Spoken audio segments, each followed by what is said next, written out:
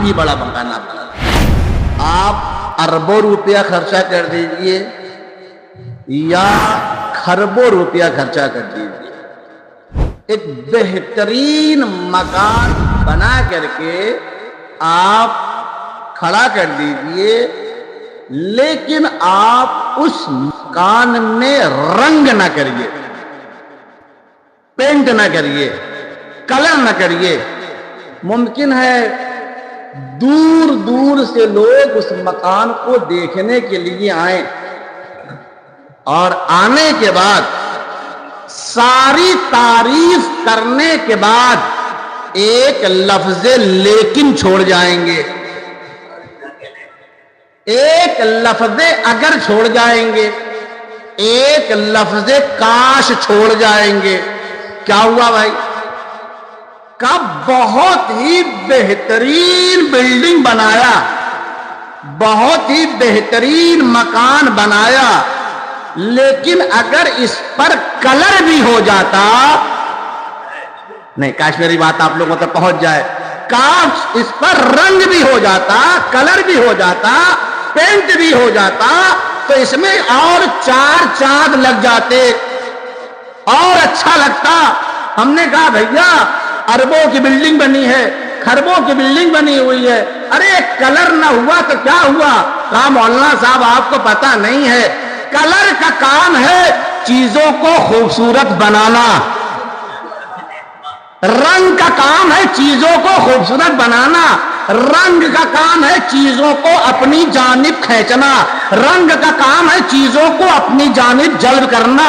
اس کا مطلب یہ ہوا دنیا میں اگر کوئی انسان مکان بنانا چاہے، بلڈنگ بنانا چاہے،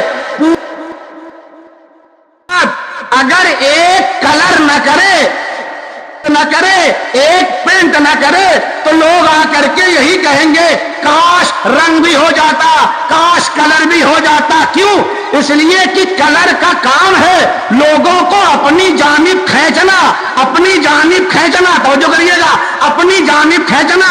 تو یاد رکھیے گا جس طریقے سے ایک مکان کی خوبصورتی کے لیے کلر کا ہونا ضروری ہے، اسی طریقے سے انسان کی زندگی کو خوبصورت بنانے کے لیے، نہیں میں اپنی بات پہنچا دوں، اسی لیے وجود انسانی کو خوبصورت بنانے کے لیے کسی نہ کسی ایک کلر کا ہونا ضروری ہے، کسی نہ کسی ایک رنگ کا ہونا ضروری ہے۔ میں نے اللہ پوچھا اللہ یہ بتا وجود انسانی کو اگر کلر کرنا ہو، رنگ میں ڈھالنا ہو تو کون سا رنگ؟ تو اللہ آواز دے گا اگر اپنے آپ کو خوبصورت بنانا ہے تو اپنے کو خدا کے رنگ میں ڈال دو۔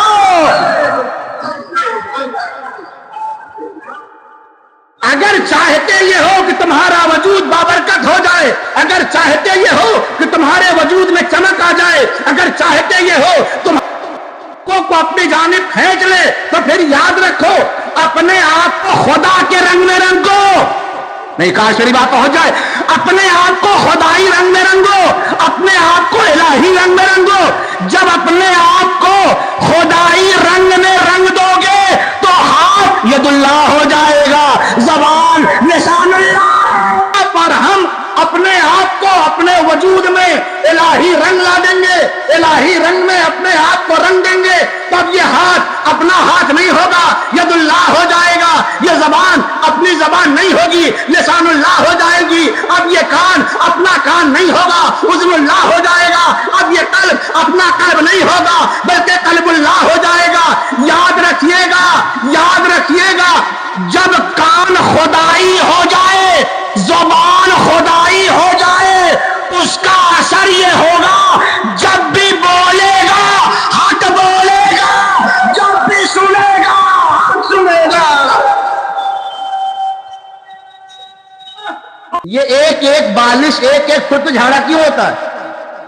اس کا مطلب یہ کہ ابھی الہی رنگ میں رنگے نہیں گئے ہو۔ نہیں یہ جملہ سن لیجیے، اگر الہی رنگ میں اپنے آپ کو رنگے ہوتے تو یہ آپس کی میراث بٹنے میں جھگڑا نہ ہوتا۔ میں اور قریب آ جاؤں بھائی، یاد رکھیے گا اگر 4 بھائیوں میں سے 2 بھائی کوٹ کچہری کا چکر لگا رہا ہے تو یہ سمجھ لو کہ ابھی اس کے وجود میں الہی رنگ نہیں آیا. الہی رنگ نہیں آیا. کیوں؟ اس لیے کہ کوٹ کچہری سے ممکن ہے ایک فیصلہ غلط بھی ہو جائے لیکن شریعت کا فیصلہ کبھی غلط نہیں ہوتا. قرآن کا فیصلہ کبھی غلط نہیں ہوتا, حدیث کا فیصلہ کبھی غلط نہیں ہوتا. یہ کوٹ کچہری کے چکر لگانا بتا یہ رہا ہے ابھی ہمارے وجود میں الہی رنگ آیا. اگر الہی رنگ آ جاتا تو میراث بٹنے میں جھگڑا نہ ہوتا, پڑوس میں جھگڑا نہ ہوتا, آپس میں جھگڑا نہ ہوتا, انجمن میں اختلاف نہ ہوتا, نحو پڑھنے میں اختلاف نہ ہوتا, سوچ پڑھنے میں اختلاف نہ ہوتا, مولانا بلانے میں اختلاف نہ ہوتا. یہ سارے اختلاف بتا یہ رہے ہیں کہ ابھی دین ہماری پسند کا آیا ہے, خدا کی پسند کا نہیں آیا.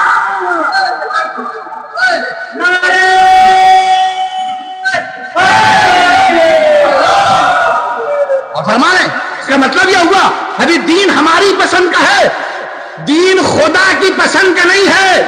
دیرے سے جملہ کہتا ہوں, پہنچ جائے تو میرے ماں باپ جو دنیا میں نہیں ہے ان کی مغفرت کی دعا کریے گا. یاد رکھو جہاں دین ہوتا ہے وہاں اختلاف نہیں, اتحاد. لیکن پہلے یہ جاننا ہے کہ میرا خدا کس چیز کو کھانے کے لیے کہہ رہا ہے اور کس چیز کو کھانے کے لیے نہیں کہہ رہا ہے. اس لیے کہ جب خدا کو دیکھو گے, جب خدا کے نظریے کو جان جاؤ گے تو اس شکم میں مال حلال جائے گا, مال حرام نہیں جائے گا. کاش والی بات آپ لوگوں تک پہنچ جاتی. اس شکم میں مال حلال جائے گا, مال حرام نہیں جائے گا. اور یاد رکھنا شکم میں اگر مال